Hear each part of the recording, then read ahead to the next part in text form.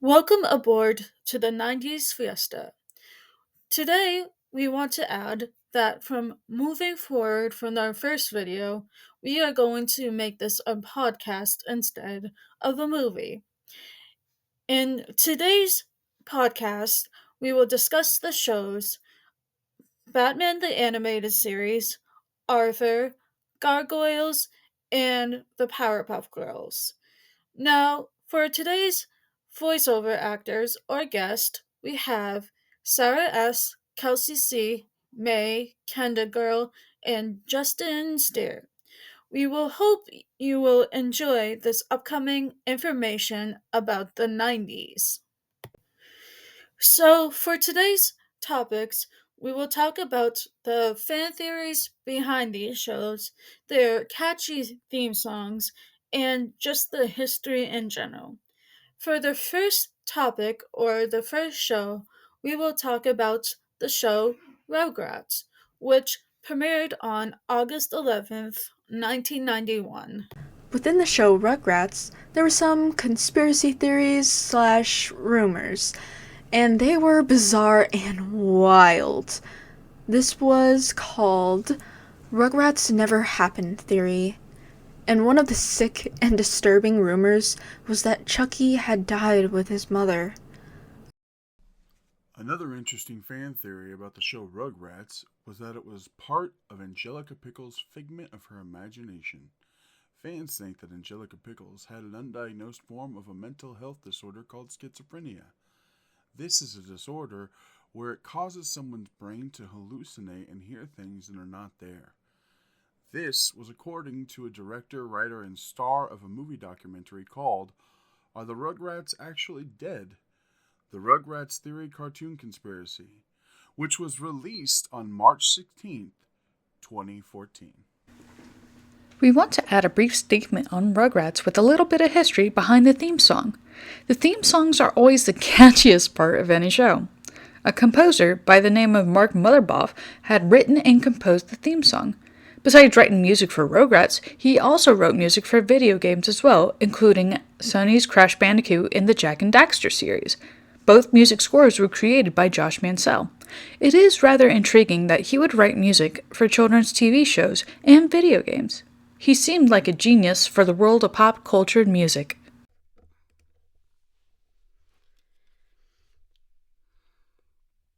Batman, the animated series, was a fan favorite for sure.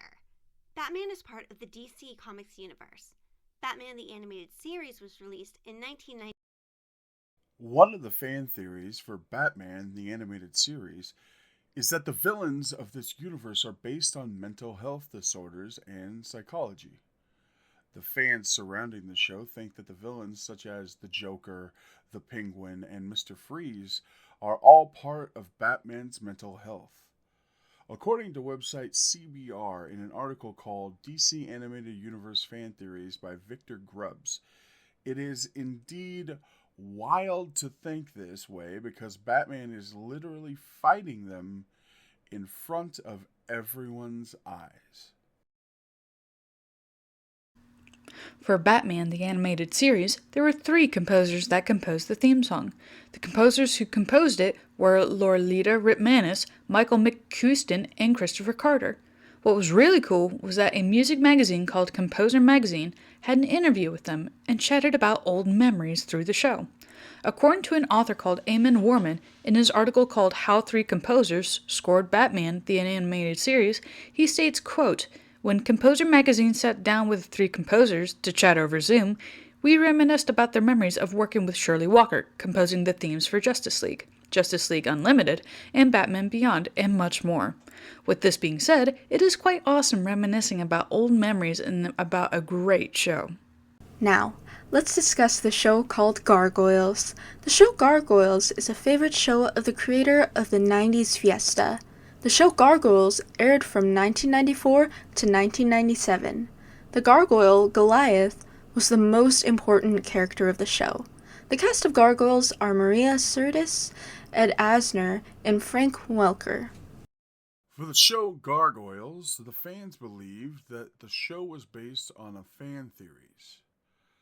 One of the conspiracy theories was that the show might have been surrounded by the thought of the Illuminati, which is a very secretive society of Bavarian culture. According to Kaylina Pierce Bowen in her article called Dark Secrets About Gargoyles That Even Die-Hard Fans Didn't Know, she mentions the Illuminati are even featured thanks to antagonist David Xanatos, whose membership hinges on helping them force the gargoyles to join them and do their bidding. To mention the word Illuminati around a kids' show is insane, as the Illuminati is considered to be a bad and terrible grotesque group. In terms of Gargoyle Show, the theme song is rather cool. It is orchestrated with chanting like lyrics. The opening theme song is written by Carl Johnson. The theme song sounds ominous, thrilling, and enchanting. In the beginning of the theme song, it starts with 1,000 years ago in a deep sounding voice. After that, over the orchestra, they say it was a time of darkness. This will leave anyone with shivers down their spine.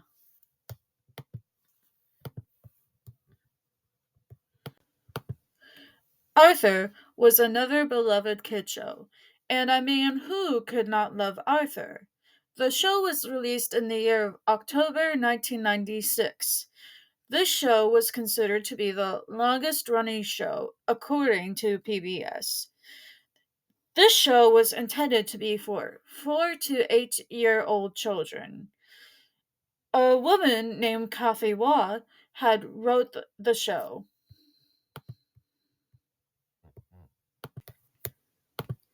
So online for Arthur, I saw that there was not a lot of fan theories out there. But here is what I found.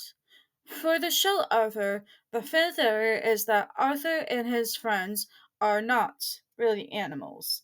Fans believe that they are something called humanoids, which means to be human in the form of a shape or animal. This was explained by Fan Theories Wiki in the Arthur section.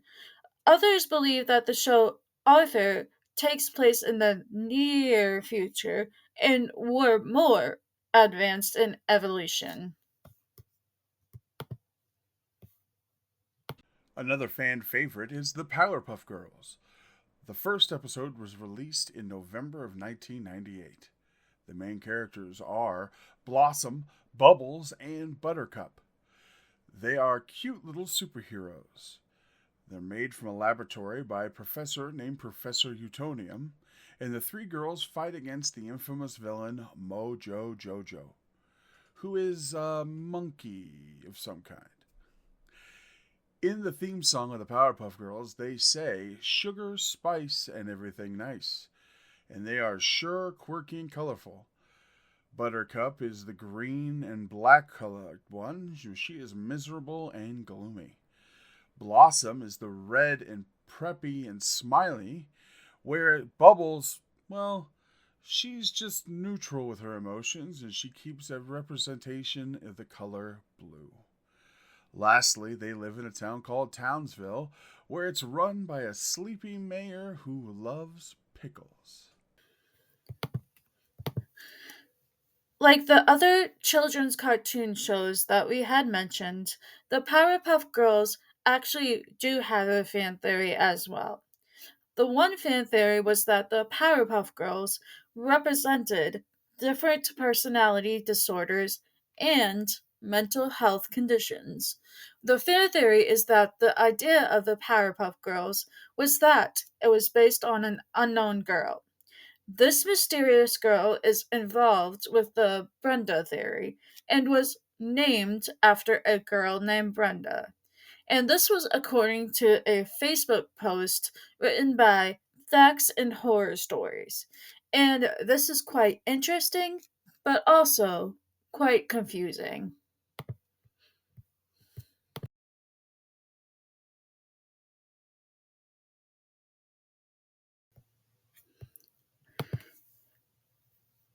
So, We had hoped you'd enjoyed this podcast of the 90s Fiesta and the multiple topics that we had discussed.